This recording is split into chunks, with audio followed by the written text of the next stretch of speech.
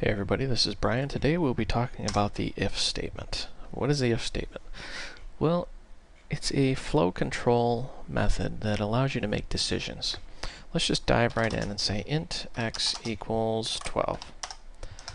What we're going to do is we're going to make some decisions based on the value of x. So we're going to say if, and let's say x equals 12, and then you put some brackets in there. Now this is called a code block. Anything in this code block is going to get executed if x is equal to the value of 12. So we'll just simply say system.out.println,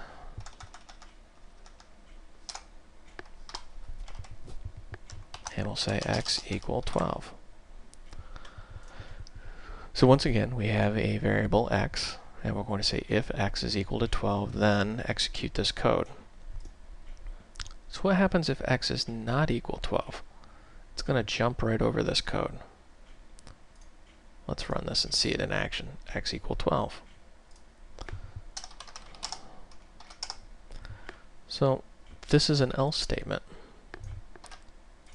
What does the else statement do? Well, if you're a smart person, you might have already guessed that x equals 12 executes this, else execute this. To do that, we're going to change the value. We'll just say 10, just so you can see what happens here. X not equal 12. So you see it's making a decision. If x is 12, print this. If x is not 12, print that. Well, we can see x is not 12, so we'll just print out x is not 12. That's the basic foundation of decision making right there, is the if statement.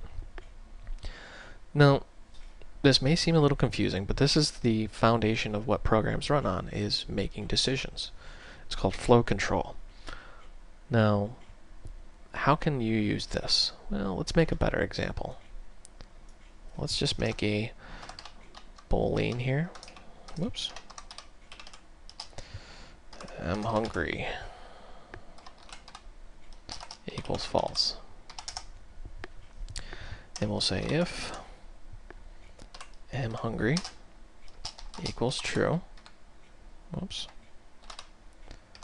then say else.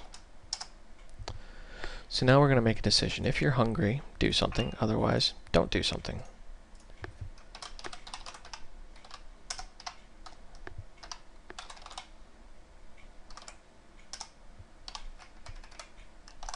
And we'll say if you're hungry, go eat pizza, because I like pizza and I'm actually getting hungry. And if you're not hungry, then, well, let's say we will go run a mile. Not something I really want to do. So let's run this and see what happens. Go run a mile. Why are we going to go run a mile? Because hungry is false. Remember, we're saying hungry equal true. Now, why do we have these two dashes here? Equal equals is what that says. Why do we have those? Why don't we just say hungry equal true? Well, let's run that and find out what happens. Hungry is suddenly true, but we already said hungry is false. Well, this is an assignment operator. We're assigning this variable to the value of true. So really what we're doing here is we're saying hungry is equal true. And then we're saying if hungry is true, then. I know it's kind of confusing. Basically, all you need to know is, like your algebra class, anything in parentheses gets executed first. So it's going to analyze this little bit of code right here, and it's going to say hungry equal true. And then it's going to say if hungry, then do something. So we want to use double quotes. Or not double quotes, double equal signs. I have pizza on the brain now. As you can see, our program's working again. And you can also nest these. Let's make another one of if we're a runner, and we'll say we are not a runner. If runner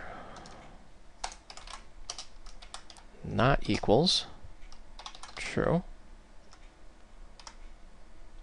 Oops.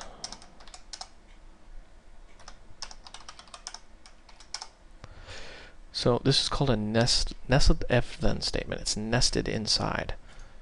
So let's just print some stuff out. If runner I am not a runner.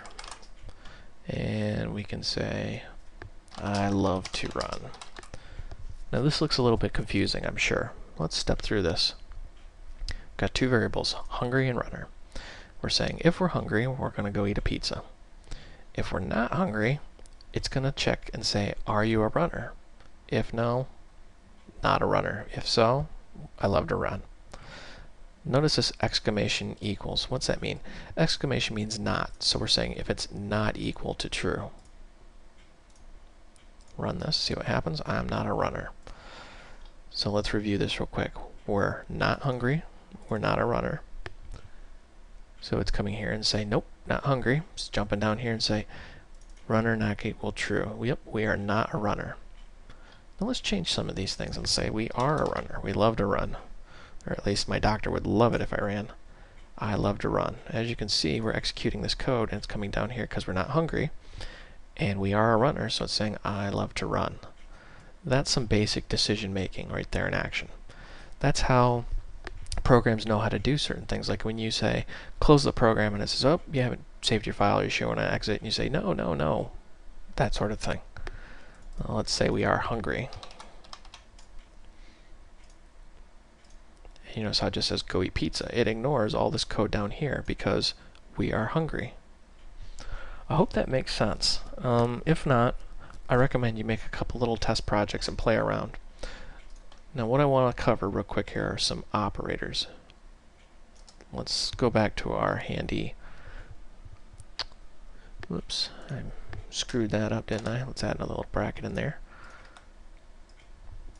We'll say int x equal 3. And we'll say if x less than or equal to, whoops, x less than or equal to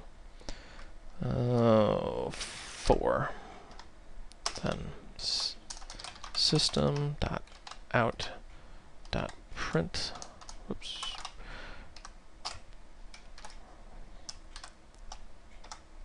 now you notice how this looks a little different than what we just saw, and I also misspelled int.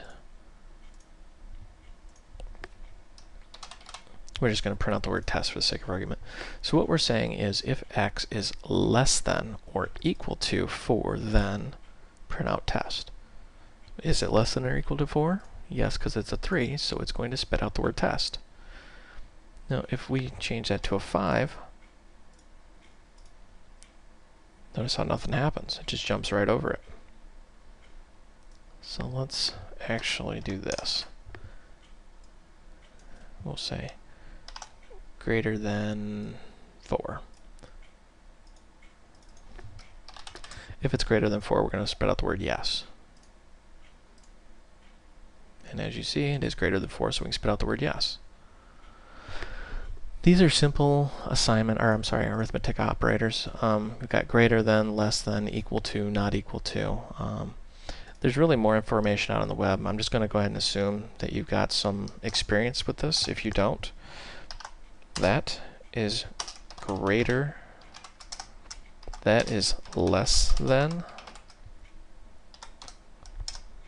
that is a sign, whoops, that is equals,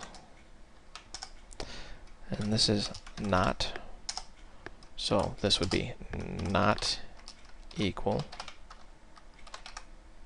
That's the basics of it. There's more, but I'm going to let you go out and discover them on your own. I just really wanted to show you the structure of a if-then and the else statement. Alright, this is Brian. I hope you found this educational and entertaining, and stay tuned.